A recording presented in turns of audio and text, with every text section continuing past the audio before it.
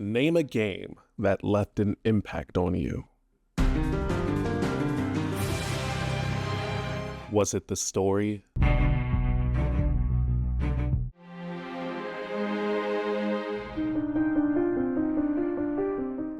Or a moment that stuck when the credits rolled?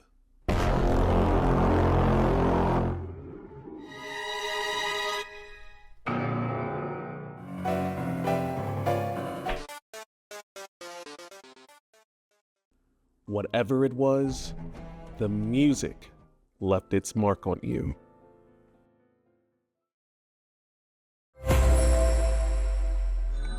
Hi, I go by Guy, and I love video game music. It's more than just background noise. It's a tool crafted by brilliant composers to shape how we feel, think, and act in game. And while I can share some of my favorite songs for hours, the psychological impact of music is a much more interesting topic to me. Because like most things, music makes you feel emotions, evoke thoughts, and behave in certain ways while you game. Similar to a specific type of therapy that's employed by plenty of mental health therapists. Today, we're going to go in depth into how music in video games uses the theory behind cognitive behavioral therapy to evoke thoughts, emotions, and behaviors out of you. So what is cognitive behavioral therapy, or CBT? CBT is a type of therapy that shows how our thoughts, feelings, and behaviors are all connected and constantly shape one another. It's a flexible modality with proven results for treating psychological and medical disorders, ranging from anxiety and depression to chronic pain and insomnia. And what we're going to focus on today is the model of CBT, conveniently called the cognitive model. It hypothesizes that people's thoughts and perceptions influence how people feel and behave. To summarize, our thoughts influence our feelings, which influence our behaviors. And these aspects can influence each other interchangeably as well. To better explain this, let's take an event through the cognitive model. Let's say I'm playing Pokemon Pocket. Then I suddenly run into an Articuno Misty deck who's going second, and got 3 head flips on turn 2 to instantly win the game because I only got 1 basic from the draw. This is the situation. Pretty much what's going on in our environment. We don't have much control over that, but it's affecting us. Next would be our automatic thoughts, which are our instant thoughts about the situation. Many times, these thoughts happen so fast that we rarely even notice them, even though they have quite an impact on us, such as these thoughts. Wow, that was incredibly unfair and unfun. I had 0 counterplays to that and 0 player expression. These thoughts then affect the next item in our cognitive model, our emotions, or how we feel at the moment. In this case, that would be irritation, confusion, and anger. It may even cause somatic reactions such as feeling hot or trembling. And finally, the culmination of these thoughts and feelings results in a behavior. This is f***ing bullshit, stupid piece of shit game. F*** this, I'm playing wet fishing. Very mindful. Now, how does music fit into this? There are hundreds of studies that show how music can directly affect our brains, and some of those studies are actually reputable. Happy and upbeat music can release chemicals like dopamine and serotonin. These make you feel energized and happy or relaxed and serene. Eerie and scary music can release stressful chemicals like cortisol, which can make us feel stressed, anxious, or even aggressive. This even applies to quick sound bites in video games as well, like gaining a large amount of rupees in Zelda, getting low health in Pokemon, and the Minecraft cave sounds. That one's pretty spooky, actually. If a small dopamine hit from collecting a coin, or the tilt-inducing sound of a few missing pings can be so impactful, just imagine the impression bigger musical pieces can have on you.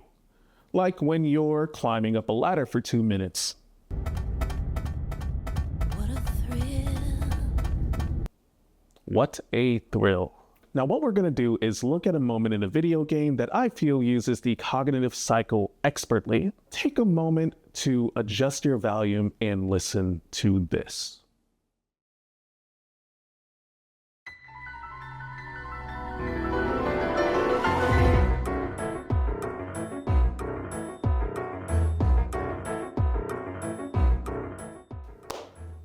Many of you just had strong reactions to that sound bit. This is, of course, the Guardian battle theme from The Legend of Zelda: Breath of the Wild.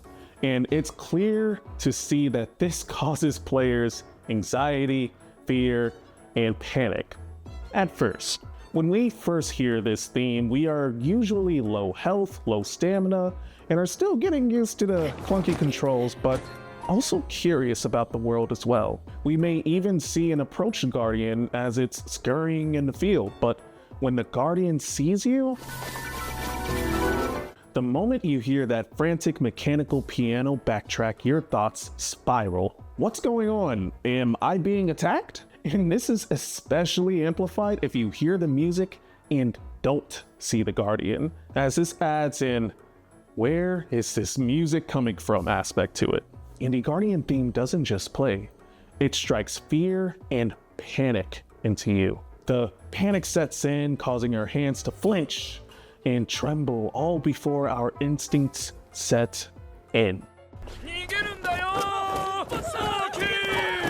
With our adrenaline pumping, we forget which button is to sprint and which one draws our sword. The 2-hour tutorial, The Great Plateau, just flies out the window. The music amplifies every part of the cognitive model, turning curiosity into sheer terror before the inevitable happens.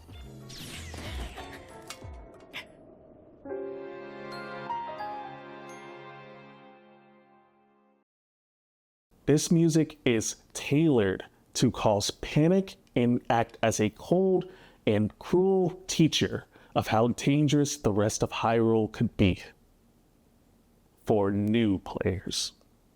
We're going to take a closer look at the song, and I want you to just focus on that mechanical piano backtrack.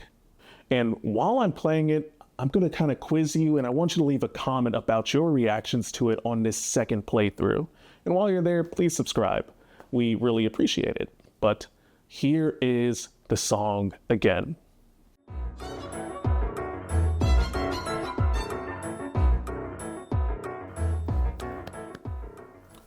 This song is absolutely repetitive. It's the same beat and chord progression with violin strings added in now and then to keep us on our toes. It's eerie, yes, but it's basic and predictable.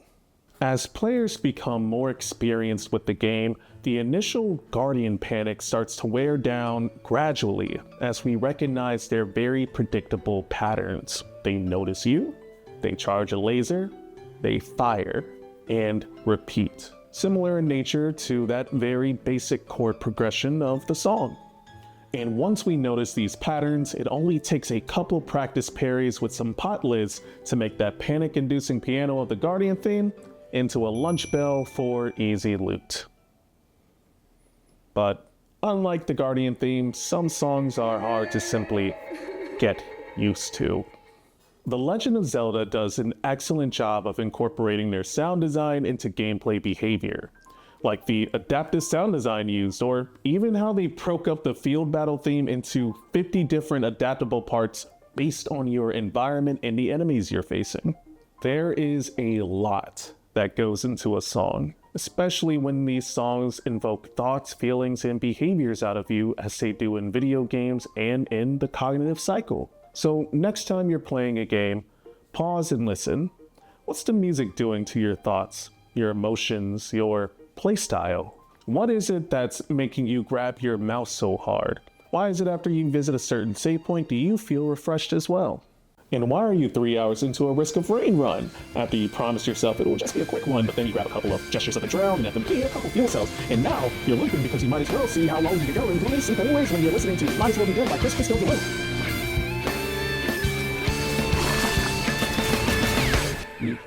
Tone it down. Tone. Okay, gotcha.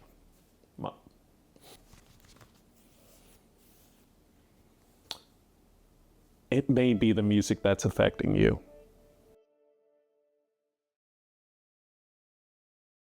Thanks again for watching this video. I hope this one was entertaining. I'd love to hear your favorite examples of music-driven moments in games, or drop them in the comments. Would you like to see more videos like this? Perhaps talking about how the cognitive cycle is applied in movies as well, because there's a lot of scenes that really evoke certain amounts of emotion in you. For example, some music in movies uses the same frequency as a baby crying to invoke a sense of alertness or panic in you, because we're kind of biologically just entwined to sound, that high-pitched crying sound. We just immediately look like, oh, there's a baby. And they incorporate that into our soundtracks without us even knowing, just to make us get a little bit more alert. That was a little bit of a tangent there, but you should shoot that subscribe button and see if a Korok comes out if you want to hear more about that. But once again, I go by Guy, and thank you for watching.